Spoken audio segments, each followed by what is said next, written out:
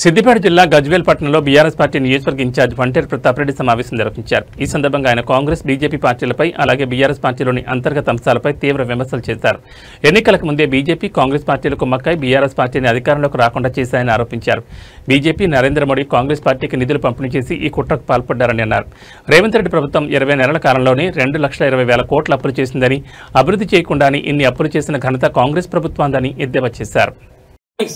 రెండు పార్టీలు ఒక్కటై కవితమ్మ గారిని ముందు పెట్టి మళ్ళీ కేసీఆర్ కుటుంబాన్ని విచ్ఛిన్నం చేయాలి, మళ్ళీ ఇటు కేటీఆర్ హరీష్ రావు మధ్యన కేసీఆర్ మధ్యన పొరపక్షాలు తీసుకురావాలన్నటువంటి ఒక డ్రామా క్రియేట్ చేసే ప్రయత్నం చేస్తా ఉన్నారు. కానీ ఏదైనా కూడా ఇటు రేవంత్ రెడ్డి అట్లాంటి వాళ్ళు 100 మందిని చూసిండు కేసీఆర్, ఇట్లాంటి మోడీ లాంటి నాయకులు ఎందరినో చూసిండు కేసీఆర్. తన నిజ జీవితంలో తెలంగాణ ప్రజల కోసం, తెలంగాణ రాష్ట్రం కోసం, తెలంగాణ అభివృద్ధి కోసం, ఈ దేశ సంక్షేమం కోసం పనిచేసినటువంటి నాయకుడు కేసీఆర్. ఇలాంటి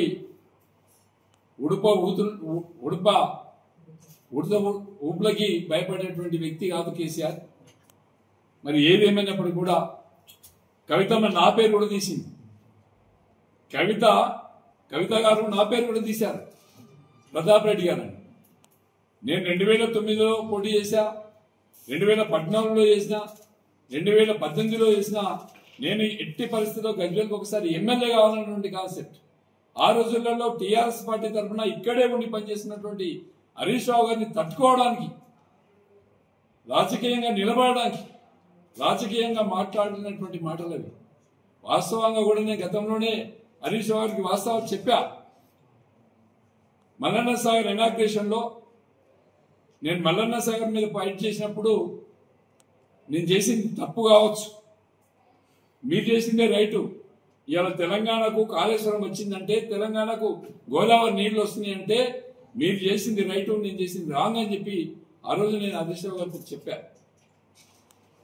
ఆ నీళ్లు పంపులు దుంకుతున్నప్పుడు తెలంగాణ ప్రజల యొక్క ఆత్మ గౌరవాన్ని పెంచిట్లో అటు కేసీఆర్, ఇటు హరీష్ రావు గారు చేసిన కృషిని నేను ప్రశంసించిన. అక్కడ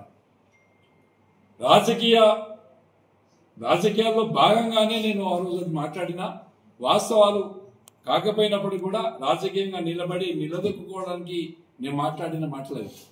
కానీ కొంతమంది కాంగ్రెస్ పట్టే భాషలు నిన్న మొన్న దాన్ని సోషల్ మీడియాలో పెట్టి వైరల్ చేస్తా ఉన్నారు.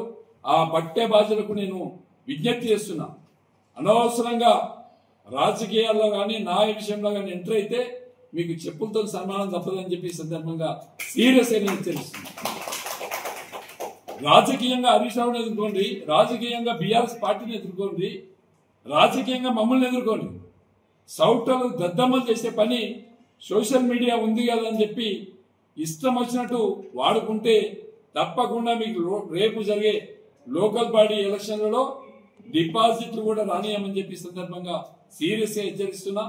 నేను ఏదేమైనప్పుడు బీజేపీ, కాంగ్రెస్ పార్టీ నాయకులు మీరు ఇద్దరు ఒకటైనా కూడా మీకు రాష్ట్ర వ్యాప్తంగా కూడా డిపాజిట్లు కూడా రావు. నరేంద్ర మోడీ వచ్చేట దేకినా కూడా, రేవంత్ రెడ్డి గారి మోకాళ్ళ మీద పనిచేసినా కూడా మీ ప్రజలు తిరస్కరించిండ్రు, ప్రజలకు దగ్గర రానియని చెప్పి సందర్భంగా హెచ్చరిస్తూ 2 ముచ్చట్లు చెప్తున్నా. లాస్ట్ కి 8 మంది బీజేపీలను గెలిపించిండ్రు, 8 మంది కాంగ్రెస్ లను గెలిపించారు. కానీ 16 మంది కూడా ఈ రాష్ట్ర రైతాంగానికి కనీసం యూరియా ఇవ్వలేనటువంటి పార్లమెంట్ సభ్యులు. మీకు నైతికత ఉంటే, సిగ్గు శరం ఉంటే, సీము నెత్తులు ఉంటే రాజీనామా చేయండి, మళ్ళీ ఎలక్షన్లకు రండి. కేసీఆర్ కుటుంబం మీద, తెలంగాణ వాదం మీద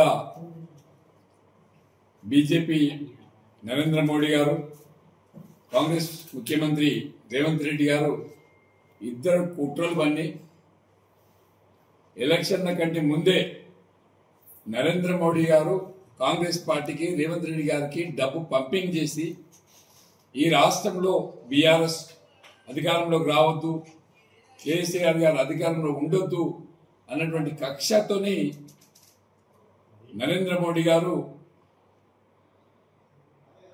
కాంగ్రెస్ పార్టీకి సపోర్ట్ చేయడం. మరి ఎలక్షన్లో ఎందుకు ఆ విధంగా వచ్చిందంటే నరేంద్ర మోడీ 10 సంవత్సరాలు ప్రధానమంత్రిగా ఉన్నప్పుడు కేసీఆర్ గారు ఈ రాష్ట్రంలో నరేంద్ర మోడీ మీద ఏలెత్తి చూయించింది. నరేంద్ర మోడీ యొక్క ఫెయిల్యూర్స్ ని, నరేంద్ర మోడీ యొక్క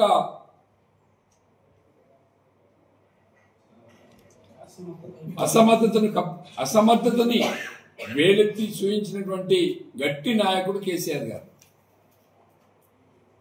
ఆ రోజు హైదరాబాద్ లో ప్రెస్ మీట్ పెట్టి ప్రధానమంత్రిగా తెలంగాణకు వచ్చినప్పుడు నీ జీడిపి ఏంది, ఈ దేశానికి నువ్వు చేసింది ఏంది, తెలంగాణకు నువ్వు ఒరగబెట్టింది ఏంది అని నిలదీసిన నాయకుడు కేసీఆర్. అలాంటి నాయకుడిని టార్గెట్ చేసుకున్నాడు మోడీ. చేసుకుని దానిలో భాగంగానే ఈ రాష్ట్రంలో ఉన్నటువంటి కాంగ్రెస్ పార్టీకి బీజేపీ ఫండింగ్ చేసినటువంటి విషయం చాలా మందికి తెలియదు. కేసీఆర్ గారి ప్రభుత్వాన్ని దించాలన్నటువంటి ఆలోచన. ఇప్పుడు కూడా 20 మాసాలు అవుతుంది రేవంత్ రెడ్డి గారి ప్రభుత్వం అధికారంలోకి వచ్చి. ఏమీ చేయకుండానే 2,20,000 కోట్ల అప్పు తీసుకొచ్చింది. మరి వాళ్ళ యొక్క ఫెయిల్యూర్స్ ని కప్పిపుచ్చుకోవడానికి ఇలా రాష్ట్రంలో ఎవరిని అడిగినా కాంగ్రెస్ ప్రభుత్వం వేస్ట్ ప్రభుత్వం అని చెప్పి మాట్లాడుతుంది.